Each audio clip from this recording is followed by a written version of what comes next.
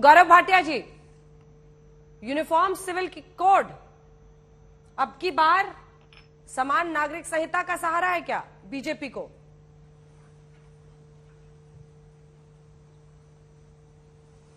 नहीं अंजना जी, हम लोग तो अगर यूनिफॉर्म सिविल कोड की बात करते हैं जो संविधान में है, उसका सहारा क्या है? वो तो संविधान की जो मूल भावना है, संविधान निर्माताओं ने जो बात कही उसको आगे बढ़ाना है। हमारे पास संविधान है, हमारे पास सुशासन है, हमारे पास नेतृत्व है नरेंद्र मोदी जी का, बसवराज बोम्मई जी का, इनके पास भी है। गालियां हैं, विष है, जहर है और नकारात्मक राजनीति है। वरना अंजना जी आप बताइए, क्या आज ये सिद्ध नहीं हो गया कि कांग्रेस पार्टी कर्नाटका का चुनाव हार चुकी है? क्योंकि एक हताश पार्टी, निराश पार्टी, जिसका मानसिक दिवालियापन हो गया है, वो ही इस तरह से प्रधानमंत्री जी के लिए एक बार नहीं बार बार अभद्र भाषा का इस्तेमाल करता है। अंजना जी आप मुझे ये बताइए, अगर खड़गे जी रिमोट कंट्रोल के अध्यक्ष नहीं है तो वो क्यों नहीं कार्रवाई करते हैं अपने बेटे के खिलाफ? क्यों नहीं कार्रवाई करते पवन खेड़ा के खिलाफ, जिन्होंने कहा था मोदी तेरी कब्र खुदेगी? क्यों नहीं कार्रवाई करते हैं राहुल गांधी के खिलाफ? राहुल गांधी ने कहा था चौकीदार चोर है, अभी उनको सजा भी हुई है। लेकिन ये लोग अपनी गलतियों से सीखते नहीं है। और एक बात मैं आपके चैनल पे जरूर कहूंगा, आप दिखा रही थी प्रियंका वाड्रा गांधी का एक बयान, नसीहत दे रही थी प्रधानमंत्री जी को, जिनका डंका पूरा विश्व मानता है कि राहुल गांधी जी जैसा बनना है।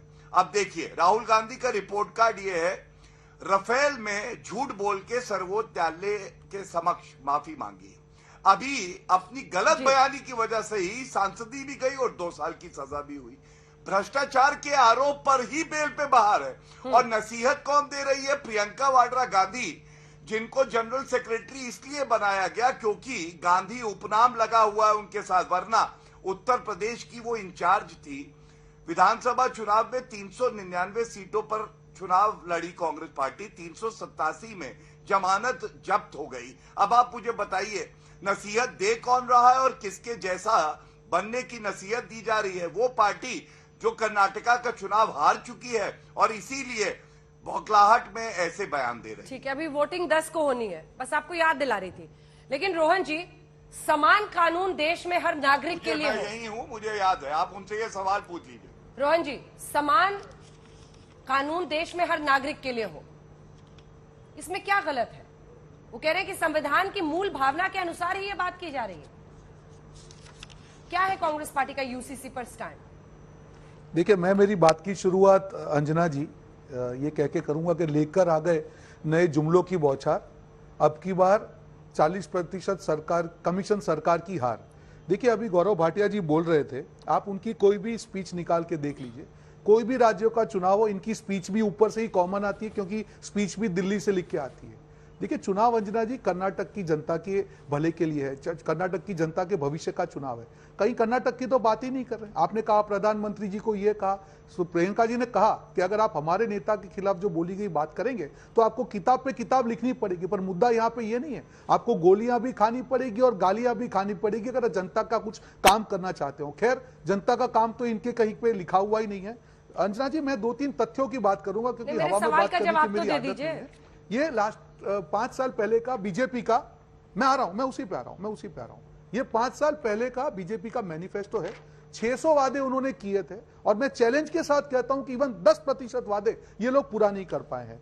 इनके बोम्मई जी, जो उनके सीएम है, उन्होंने जनवरी में कहा था अंजना जी कि हम हमारा रिपोर्ट कार्ड देंगे कि हमने कितने वादे पूरे किए। जिन्होंने 90% वादे पूरे नहीं किए हैं, जिन्होंने 40% कमीशन लूट कर जनता के साथ जो द्रोह किया है, क्या आपको लगता है कि जनता उनको आशीर्वाद देगी? आप जो भी कर रहे हैं, आप कॉमन सिविल कोड की बात करते हैं, आप संविधान की बात करते हैं, ये राज्य के चुनाव है अंजना जी, ये केंद्र का सब्जेक्ट है। आप करिए, आपकी, मैं ना नहीं बोल रहा हूं, आपकी इच्छा है, आपकी विचारधारा, आप करिए, पर जनता के साथ किए गए जो वादे थे, पहले उसका रिपोर्ट कार्ड तो दीजिए। और मैं चैलेंज के साथ कहता हूं अंजना जी, हमने 165 वादे किए थे हमारे मैनिफेस्टो में उसके पहले, और उसमें से 158 वादे हमने डॉक्यूमेंट के साथ, प्रूफ के साथ किया है कि हमने पूरे किए। क्या इनकी हिम्मत है ये जुमले लेके आ जाते हैं, नए नए रोहन जुमले जी, हर बार लेके आ जाते हैं। वो राज्यों में इंट्रोड्यूस कर रहे हैं, उत्तराखंड, हिमाचल प्रदेश, इससे पहले भी उन्होंने किया है। एक बार यूसीसी पे कांग्रेस पार्टी का स्टैंड तो बता दीजिए।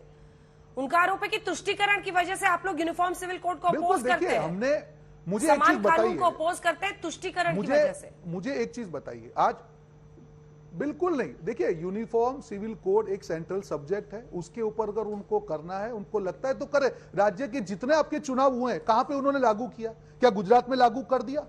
क्या उत्तराखंड में उन्होंने लागू कर दिया? उनको लगता है कि ये मुद्दा है तो उनकी, मैं उसमें बोल नहीं सकता, लागू करके दिखाए ना। हर बार हर मुद्दे को बुनाने का काम करेंगे। अब जनता की कुछ तो बात करिए। आपने गुजरात में लागू कर दिया, मुझे बताइए गौरव भाटिया, आपने उत्तराखंड में लागू कर दिया, आपकी सरकार बन गई, कहां किया आपने लागू, मुझे बताइए।